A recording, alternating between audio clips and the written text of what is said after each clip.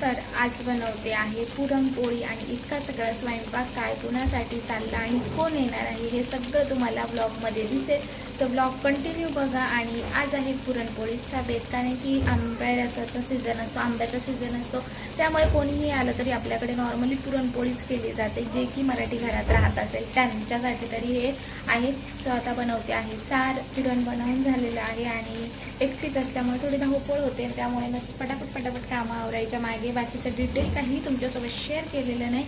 भरपूर पसारा झालेला आहे किचनवरती। सो पुरण बनवून ठेवलेलं आहे इकडे। सो चला व्हिडिओ कंटिन्यू करा। घेतला असेल इतकी सगळी तयारी मी करून ठेवलेली आहे। प्लस आता भांडी पण घासून झाली, आता लावायचं आहे भात। आणि त्याचबरोबर आपल्या घरी कधी कोणी येत असेल ना तर आपल्याला असं असतं की आपलं घर क्लीन आणि नीटनेटकं असायला हवं। सो क्लिनिंग करून ठेवली आहे, सगळं व्यवस्थित होऊ शकतात, सगळं मस्त स्वच्छ, म्हणजे आपल्याला कोणीही आलं ना तर आपल्याला व्यवस्थित वाटतं। आणि आता बनवते आहे जेवण। सो चला, तुमच्यासोबत बराच वेळ झाला ब्लॉग शेअर केला नाही, फटाफट।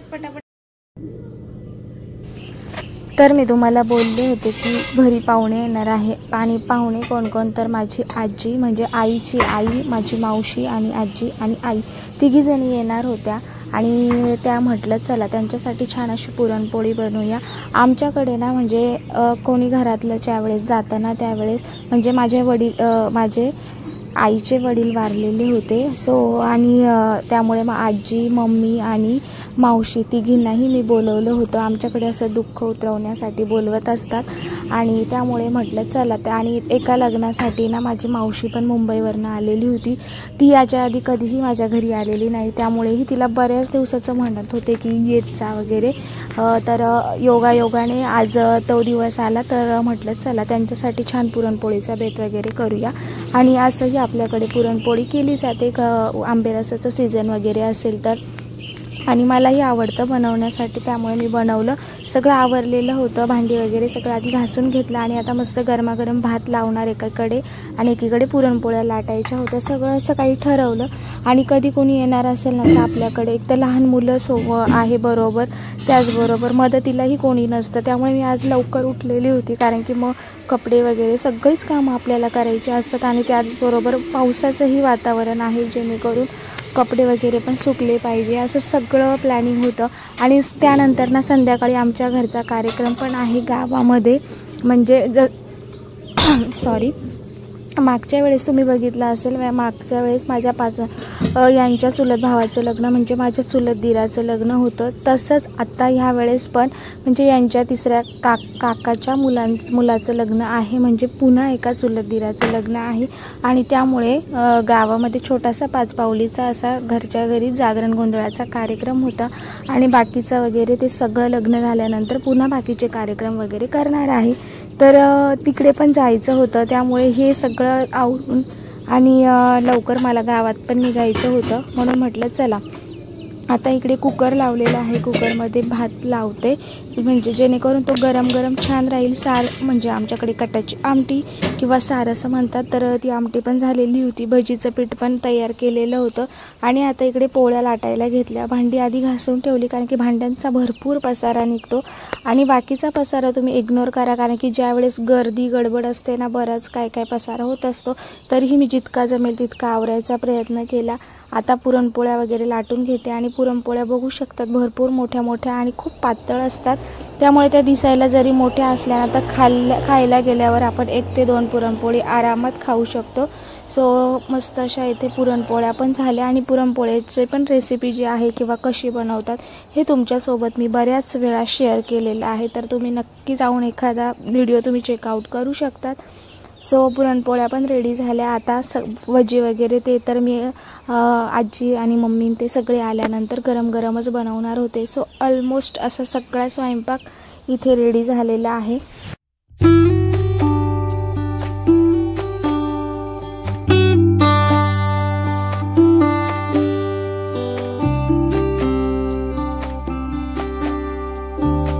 तर बघू शकतात अशा मोठ्या पुरणपोळ्या रेडी केल्या। आणि ना प्रत्येक वेळेस व्हिडिओ काढायला सध्या जमत नाहीये, कारण की ना लाईट जाते, व्हिडिओ आणि त्याचबरोबर मग चार्जिंग वगैरेचाही जरा प्रॉब्लेम होत होता. सो चार्ज पण नव्हता मोबाईल जितका जमला आणि त्यानंतर मोबाईल चार्जिंगला लावला, बाकीचं सगळं आवरून घेतलं. त्यानंतर आजी ही आहे, माझी आजी, माझ्या आईची आई, व्हाईट साडीवाली माझी मावशी आणि मम्मीला तुम्ही ओळखतच असाल. तर असे सगळे आले होते आणि त्यानंतर बऱ्याच वेळ आमच्या गप्पा गोष्टी, जेवण झालं, व्हिडिओ काही काढला नाही. त्यानंतर हा व्हिडिओ आहे संध्याकाळी जागरणाचा आणि सुरुवात झाली जी सोनाराच्या दुकानात आपण देव उजळण्यासाठी किंवा नवीन बनवण्यासाठी देतो. तर नवरदेवाच्या बहिणीला त्यांना ते देवक आणण्यासाठी तिथं गेलेले होते आणि इथून पुढचा व्हिडिओ मग तुमच्यासोबत शेअर करेल. आणि हे सगळं जे होणार आहे ते आमच्या गावातल्या जुन्या घरी, तिथे सगळे पहिले तिथे राहत होते आणि ते जुना वाड्यासारखं घर आहे, तिकडेच तो कार्यक्रम ठेवलेला होता. सो इथून पुढचा व्लॉग तुम्ही नक्की एन्जॉय करा.